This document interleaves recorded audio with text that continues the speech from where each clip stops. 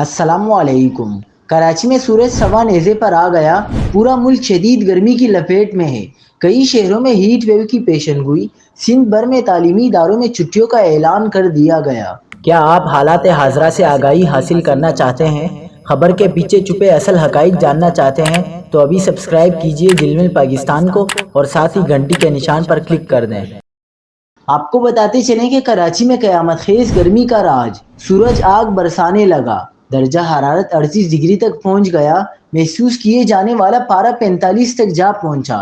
مئی کے اختتام تک موسم گرم اور مرطوب رہے گا۔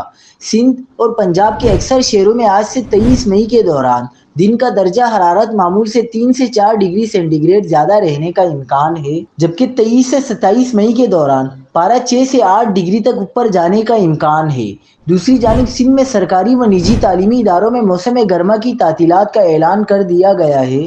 صوبائی حکومت کے مطابق 2 ماہ کی تعطیلات 1 جون سے 31 جولائی تک ہوں گی اور 1 اگست سے اسکول دوبارہ کھل جائیں گے۔